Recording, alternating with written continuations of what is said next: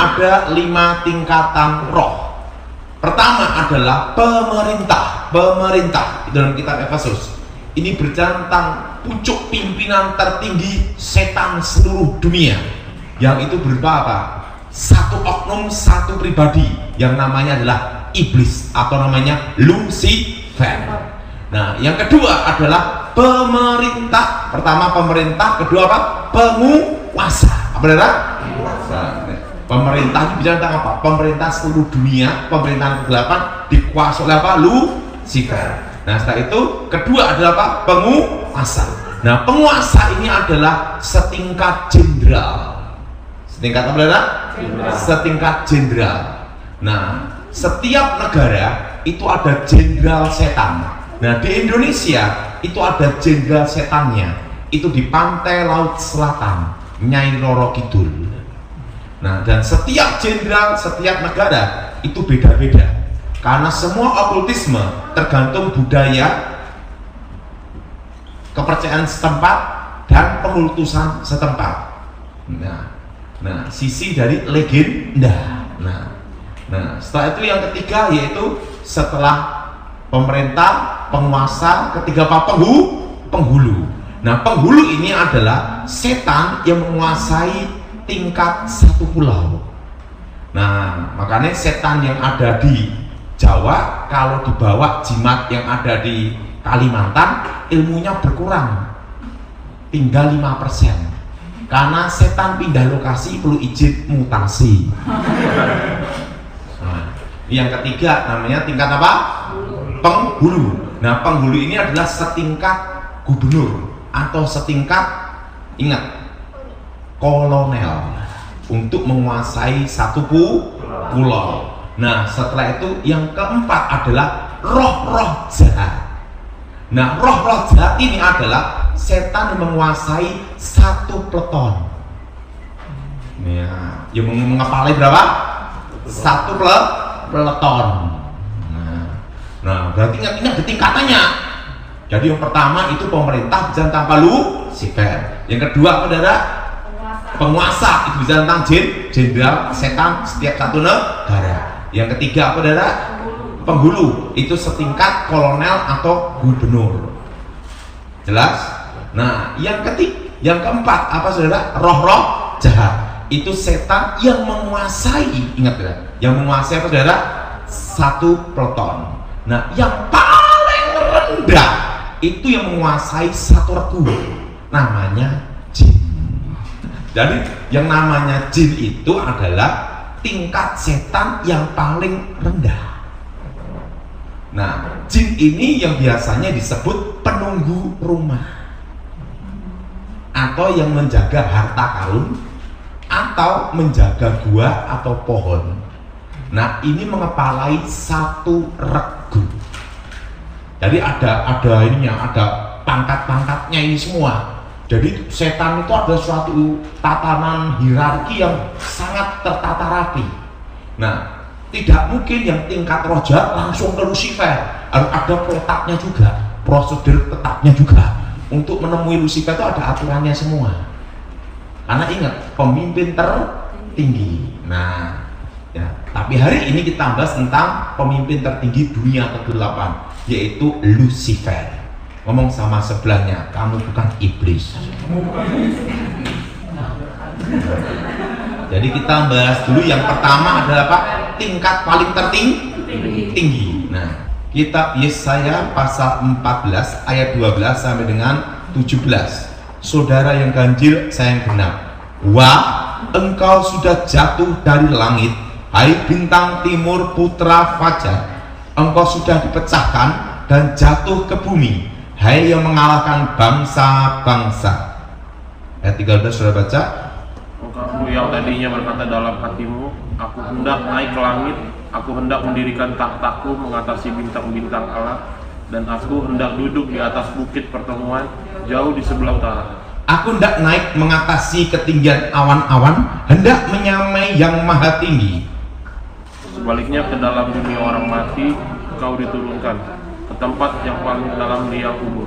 Orang-orang yang melihat engkau akan memperhatikan dan mengamati engkau, katanya, Inikah dia yang telah membuat bumi gemetar dan telah membuat kerajaan-kerajaan bergoncang, yang telah membuat dunia seperti padang gurun dan menghancurkan kota-kotanya, yang tidak melepaskan orang-orangnya serta berkurang pulang ke rumah. Nah, kata Lucifer itu ada di ayat 12.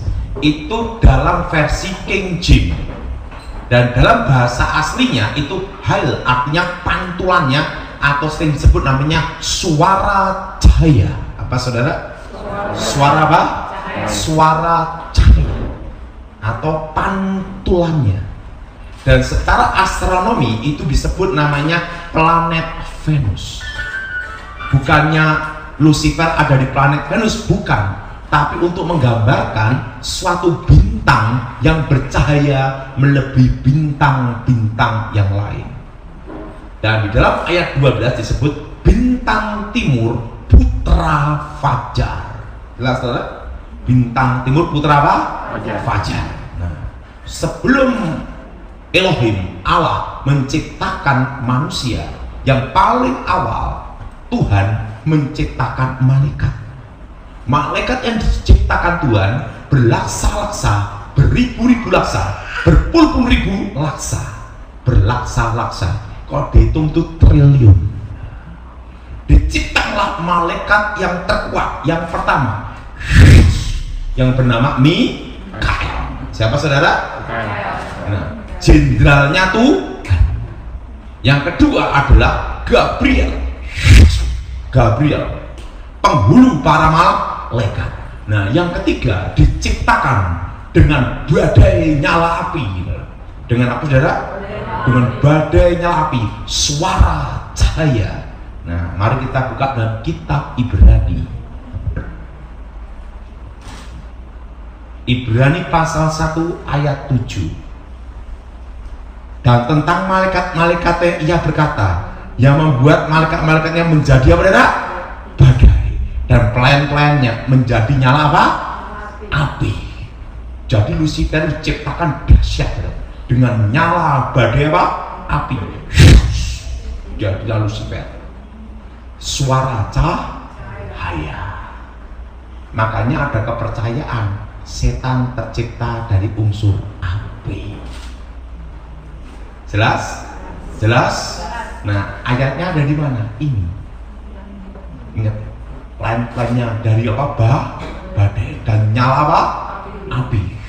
Tercipta Lucifer. Nah, Lucifer diciptakan lebih hebat, lebih dahsyat, melebihi semua malaikat yang lain. Bayangkan, dari badai nyala apa? Api, keluarlah suara cahaya, Lucifer. Nah, dan Lucifer ini membawai sepertiga malaikat Tuhan. Dan Lucifer adalah pemimpin pujian penyembahan kepada Allah. Dan Lucifer sangat dekat dengan Tuhan. Karena dekat dengan Tuhan, secara otomatis Lucifer banyak tahu rahasia tentang Tuhan. Seorang guru tidak akan memberikan muridnya 100%, maksimal 80%. Jaga-jaga murid murtad disikat. Jadi ingat, karena tahu banyak rahasia tentang Tuhan, Lucifer ingin menjadi apa? Ibaratnya pecah kongsi. Nah, karena tahu banyak rahasia. Nah, tapi kan Tuhan tidak akan memberikan rahasianya 100%, maksimal 80%. Nah, 20% itu adalah ilmu pamungkas. Nah, terjadilah pemberontakan di surga. Lucifer merencanakan apa saudara? Dan ingin menjadi Tuhan, merencanakan mengkudeta melawan Tuhan. Yang berpihak pada Tuhan 2/3, yang melawan Tuhan 1/3. Ingat, malaikat dari badai nyala api. Nah, dosa yang pertama kali terjadi bukan di bumi, tapi di surga. Terjadilah pertempuran di surga. Tuhan Maha Kuasa Lucifer kalah, dibuang ke bumi. Bumi dikuasai kegelapan. Nah, itu ada di ayat mana? Kitab Kejadian pasal 1 ayat 1.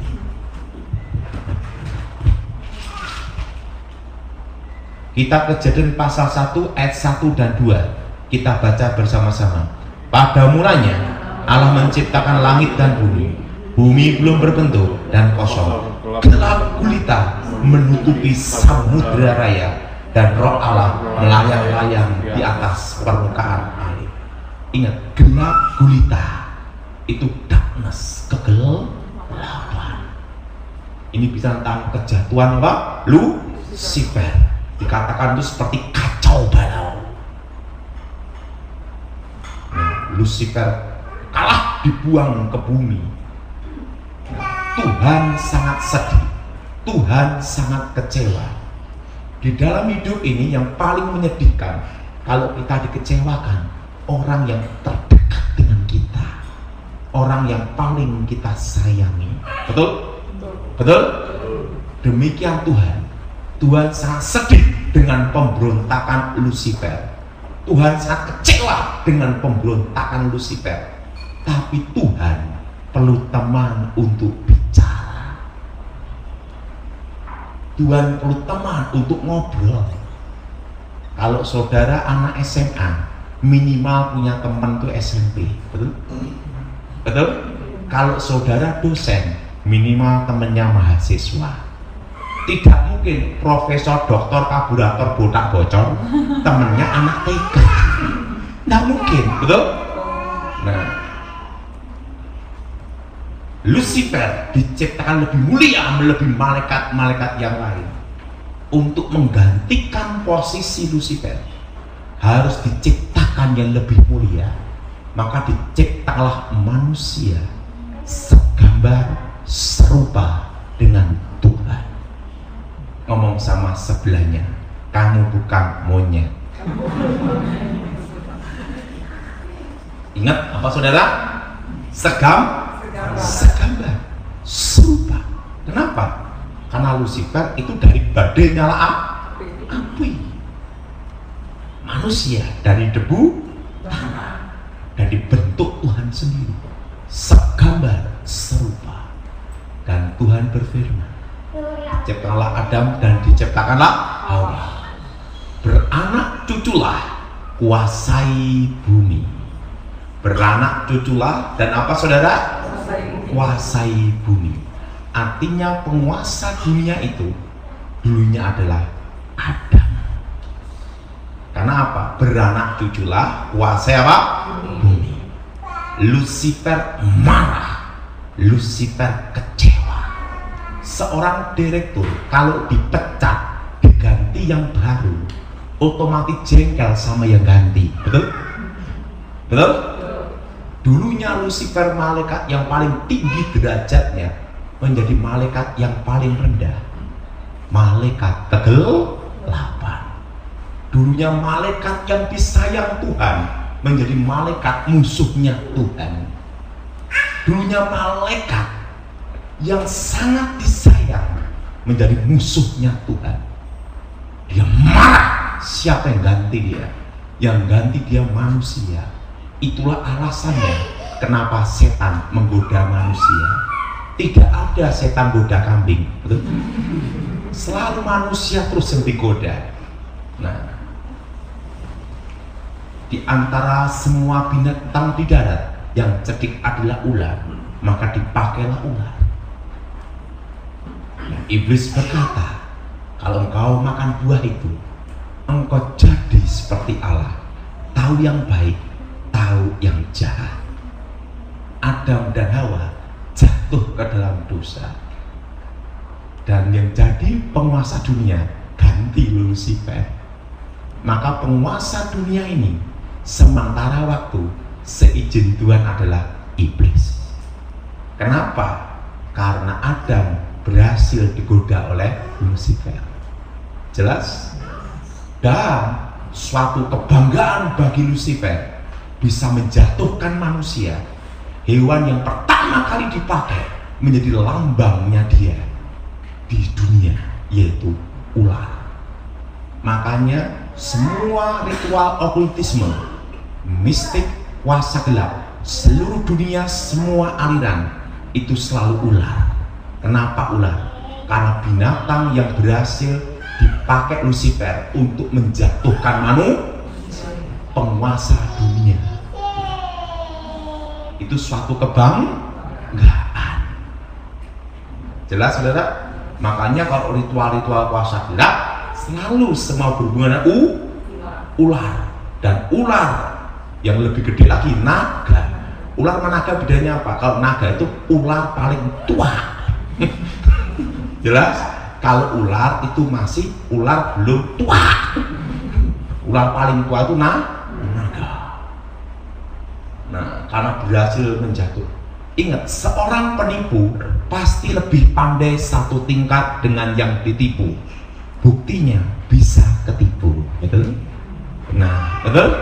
Nah, karena berhasil menipu dengan cara pakai ular, maka kebanggaan iblis di seluruh dunia, dia pakai apa? Lambang apa? Ular. Jelas? Itu lambang bagaimana dia berhasil menjatuhkan manusia. Nah, saudara, yang jadi pertanyaan, kenapa manusia diampuni, setan tidak? Ini yang protes manusia. Karena waktu seminar yang tanya manusia. Tuhan itu kan adil. Kenapa manusia diampuni, setan tidak? Manusia diberi kesempatan pengampunan, setan tidak. Kenapa? Iblis mengkudeta Tuhan, merencanakan keinginan melawan mengkudeta Tuhan. Beda dengan manusia. Manusia tidak merencanakan pemberontakan. Manusia tidak ada keinginan melawan Tuhan, tapi manusia digoda setan untuk melawan Tuhan. Kasus pembunuhan berencana, maksimal mati, minimal seumur hidup, betul? Pembunuhan tidak berencana itu ada keringanan, betul? Apalagi bunuh orang gila bebas, karena hakim tidak bisa ngadili orang gila. Nah, ingat ya, kenapa Allah perlu menjadi manusia? Karena tidak ada yang lebih mulia melebihi manusia kecuali Allah sendiri. Jelas? Tidak ada yang lebih mulia. Makanya Yesus datang ke dalam dunia bukan menebus iblis, karena iblis sudah tidak diampuni. Jelas tidak? Yang masih ada kesempatan untuk diampuni, diselamatkan adalah manusia. Tetapi untuk menyelamatkan manusia harus yang lebih mulia. Dan tidak ada yang lebih mulia melebihi manusia kecuali Allah sendiri. Karena apa? Sang penciptanya sendiri. Maka itulah perlunya Allah turun ke dalam dunia menjadi manusia. Jelas? Jelas? Nah, untuk apa Allah datang ke dalam dunia? Untuk menyelamatkan kita, untuk dipulihkan hubungan kita dengan Allah, sehingga kita memanggil Allah sebagai Bapa dan posisi kembali ke semula. Segambar serupa dengan Tuhan, karakter Tuhan ada. Maka waktu kita percaya Tuhan Yesus, Roh Allah ada dalam diri kita yang berseru ya Aba ya Bapa. Nah, Yesus datang ke dalam dunia supaya hubungan kita dengan Tuhan dipulihkan, kembali ke posisi sebelum manusia jatuh ke dalam dosa. Ingat, di atas iblis. Jadi yang tidak dalam Tuhan itu di bawah iblis, di bawah kuasa dosa. Jelas? Kalau kita yang dalam Tuhan ada di atas iblis, karena sudah ditebus, kembali ke posisi segambar seru. Siapa yang merasa dirinya segambar serupa dengan Tuhan, angkat tangan. Yang merasa dirinya monyet, saya kasih kaca. Jelas? Jadi itu alasan Allah datang ke dalam dunia, karena tidak ada yang lebih mulia dan harus ada penebusan. Jelas saudara? Nah, yang kedua, siapa yang bisa mengalahkan Lucifer?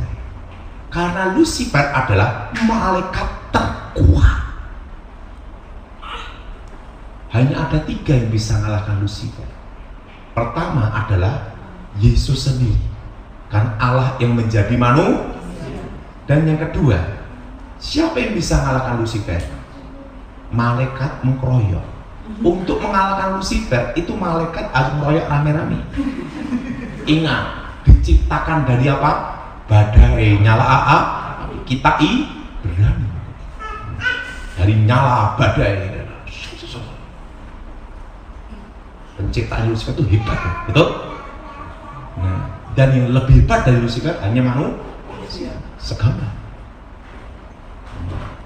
Buktinya apa? Waktu Daniel berdoa, Tuhan mengutus siapa? Gabriel. Di tengah jalan disabotase Lucifer, penguasa media Persia. Gabriel kewalahan, minta tolong Mikael. Mikael turun ke surga, turun dari surga.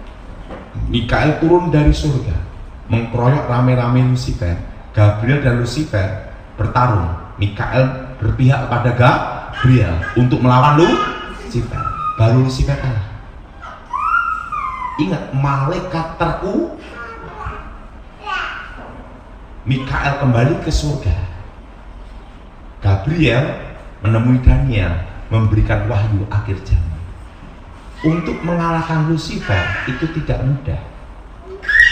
Malaikat aja harus apa, saudara? Mengkeroyok. Artinya apa? Malaikat kegelapan terkuat. Diciptakannya dahsyat, badai nyala api, suara cahaya. Nah, yang ketiga, oleh orang percaya dalam nama Yesus, dengan kuasa darah Yesus. Kenapa orang percaya bisa mengalahkan Lucifer? Karena posisinya dipulihkan. Dari saudara bisa mengalahkan Lucifer di dalam nama Tuhan Yesus. Jadi kalau orang yang tidak dalam Tuhan mengalahkan jin aja susah. Tapi kita anak Tuhan bisa mengalahkan Lucifer, di atasnya jin. Kenapa? Karena hubungan kita sama Tuhan dipulihkan, ditebus dengan darah Yesus, dan sudah lunas. Jelas? Jelas? Jadi kenapa kita bisa mengalahkan Lucifer? Karena kita ditebus kembali dalam posisi. Jelas, saudara? Nah, tapi ingat, penguasa dunia ini sementara waktu seizin Tuhan adalah siapa? Lucifer. Tapi masih dalam kendali kontrol Tuhan, masih dikontrol sama Tuhan. Kenapa Lucifer jadi penguasa dunia? Karena berhasil menjatuhkan Adam, penguasa dunia, sebelum jatuh dalam dosa. Jelas? Artinya direbut kedudukan. Makanya Yesus datang ke dalam dunia untuk mengembalikan kedudukan, posisi yang sebenarnya. Nah, makanya dalam Alkitab dikatakan orang-orang percaya, mereka yang diselamatkan dilayani oleh malaikat-malaikat. Kenapa malaikat-malaikat melayani orang-orang percaya? Karena manusia diciptakan lebih malaikat. Ingat, dahsyat, dibentuk Tuhan segam, seru. Jelas? Nah, banyak kasus-kasus kerasukan itu ngakunya Lucifer. Tapi kalau itu Lucifer sendiri, itu ada cirinya. Kenapa saya bisa tahu tentang Lucifer? Karena saya pernah ketemu dia. Yang tahu tentang setan adalah bekasnya setan. Betul? Waktu saya belum bertobat, guru saya berkata, untuk menguasai ilmu terakhir membelah dunia, Pak Mengkang jaga, kamu harus ketemu satu guru, namanya pangeran, sumber dari semua ilmu gaib, mistik, okultisme. Saya tanya sama guru saya, lah bagaimana cari sang pangeran? kan bingung nyarinya di mana. Kamu tidak perlu nyari, kita yang akan mengundang dia untuk datang, untuk menguasai ilmu terakhir pamengkang jagat, membelah dunia. Waktu akan berhenti. Pak. Ingat, penguasa waktu. Di situ guru saya beritahu saya ada dua, terang dan gelap. Penguasa waktu terang, yaitu adalah Tuhan. Betul? Penguasa kegelapan waktu adalah waktu Lucifer. Dan lawan dari Tuhan adalah iblis. Nah, waktu itu langsung baca mantra, tenaga dalam guru saya disalurkan ke tubuh saya. Tiba-tiba awan gelap langsung jadi kayak gulita bentuk gini, langsung jadi halilintar, guntur, angin, gempa. Jadi kalau Lucifer datang itu ada cirinya, alam bereaksi. Apa saudara? Kedatangan malaikat terkuat. Tiba-tiba lihat satu sosok tingginya 3 meter, rambutnya silver perak, dan wajahnya tampan melebihi Elvis Presley. Anak muda, bentuk wajahnya ini tatahan es, tidak ada tubuh, tembus pandang transparan, dan matanya sinar kayak berlian, dan bumi berputar di dalam matanya. Ingat, penguasa kegelapan terkuat, bumi berputar di dalam matanya. Jubahnya silver perak, putih berkilau, dan bentuk sepatunya itu bukan sepatu kulit kayak kita, itu kasut model gini. Saya tidak bisa lupa itu, dan terbuat dari emas murni. Hermes kalah.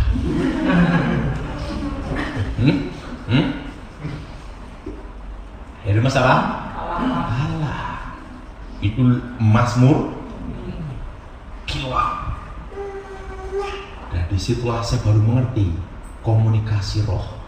Namanya komunikasi itu adalah komunikasi batin, transfer pengetahuan. 3 hari dilanjutkan jadi 7 hari 7 malam untuk mentransfer pengetahuan ke saya, yaitu asal mulanya pengetahuan kegelapan. Makanya saya tahu tentang rahasia kegelapan karena saya pernah ketemu raja kegelapan. Nah, disitulah saya baru mengerti tentang asal usul manusia. Dan disitulah saya mengerti, oh, awalnya dari sini. Maka kenapa disebut setan tercipta dari unsur api? Disitulah saya baru mengerti penciptaannya itu dari badai yang kencang, api. Malaikat Lucifer. Jelas, saudara? Jadi ingat saudara, kalau Lucifer datang sendiri, cirinya ada alam bereaksi. Kalau tidak ada reaksi alam, bukan dia. Kan alam itu akan bereaksi karena dia adalah malaikat kegelapan terkuat. Jadi ingat, ada 5 tingkatan roh. Yang pertama adalah Lucifer sendiri, atau disebut iblis atau ular naga tua, Satan, rajanya para Yang kedua adalah apa? Tingkat apa? Nah, kalau sudah baca di kitab Efesus, pemerintah itu mengerucut 1, oknum, Lucifer. Yang kedua penguasa, itu tingkat apa? Jenderal. Yang ketiga adalah penghulu, itu setingkat apa? Gubernur. Atau kalau untuk menguasai 1 pulau. Jelas? Nah, setelah itu apa lagi saudara? Roh-roh jahat itu yang menguasai satu peleton. Nah, jin-jin itu yang menguasai satu regu. Jadi ada hierarki yang ada tingkatannya, tidak ngawur.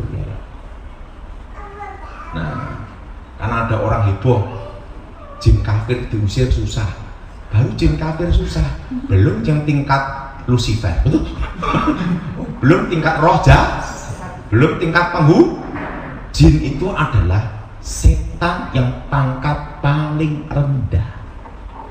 Dan jin inilah yang sering disebut penunggu harta karun, penunggu gua keramat, jelas, penunggu kuburan, atau juga penunggu rumah. Tapi tidak semua rumah ada jinnya, tidak. Kalau kita rumah orang Kristen ada malaikat, malaikat Tuhan berkemah. Ingat, malaikat dan setan tidak bisa reuni, jelas. Jadi ingat, jadi saudara udah paham, ngerti ini? Jadi ngerti? Jadi kalau yang sering setan yang jaga di kebun, di pohon besar, di gua, di harta karun, di sungai, itu tingkat apa? Itu tingkat apa? Jin. Nah, jinnya pun juga ingat, regu itu menguasai berapa? 10 roh. Berapa saudara? Nah, kalau peleton itu 30 tingkatannya udah beda lagi. Dan ingat, itu hierarki. Tidak bisa sembarangan jin langsung menghadap Lucifer, tidak bisa. Ada protapnya, prosedur tetap. Harus mau menghadap ini, harus ini dulu, melewati ini dulu. Makanya kalau orang mau belajar kuasa gelap, itu ada tingkatannya. Tingkat dasar, dia belajar dulu pakai kuasa gelap tingkat apa? Jin dulu. Setelah dia belajar betapa lagi ini, baru tingkat apa? Roh, tingkat peleton. Nah, setelah itu tingkat apa? Penghulu. Nah, setelah itu tingkat apa? Penguasa. Nah, tingkat Lucifer, wow, udah susah lagi. Nah, tingkatannya udah tinggi. Nah, jadi itu ada hierarki. Nah, kalau jin kafir paling rendah, itu kerocok punya. Nah, jadi saudara mulai hari ini mengerti 5 tingkatan roh. Pada Alkitab kan 4. Nah, tapi di Alkitab lagi dalam Perjanjian Lama ada jin-jin kan gitu. Nah, itu tingkat yang paling rendah 5 ini. Jadi 5 tingkatan. Yang paling bawah itu tingkat apa? Regu. Jelas? Jelas? Jelas? Nah, kalau yang dalam jimat-jimat itu tingkat apa? Maksimal peleton. Maksimal apa? Peleton. Nah, sampai penghulu bertapanya lain lagi, lebih tinggi lagi, susah lagi. Jadi sebenarnya tataran okultisme itu tergantung tingkat di mana dia ketemu rohnya itu pangkat apa. Karena dia kalau ketemu tingkat jin, dia menguasai satu regu. Legion itu tingkat apa? Tingkat apa? Penghulu. Sampai mau jadi tingkat penguasa. Kalau legion udah mau tingkat penguasa. Jadi setan tidak akan menolong saudara karena dia tahu tidak diampuni. Dan yang ketiga, kenapa perlu diciptakan langit yang baru dan bumi yang baru? Ikuti semua. Langit yang sekarang ini akan lenyap. Bumi yang sekarang ini akan lenyap. Tuhan akan ciptakan langit yang baru dan bumi yang baru, Yerusalem baru. Kenapa? Karena langit yang sekarang ini ada dosa. Dosa apa? Pemberontakan Lucifer. Dan bumi yang sekarang ini ada dosa. Dosa apa? Pemberontakan manusia. Bahkan sekarang setan protes, ada manusia yang lebih jahat dari setan, betul? betul? Betul? Betul? Nah, makanya Tuhan itu kudus, suci, tanpa noda, tanpa celah. Maka perlu diciptakan langit yang baru, bumi yang baru, Yerusalem baru.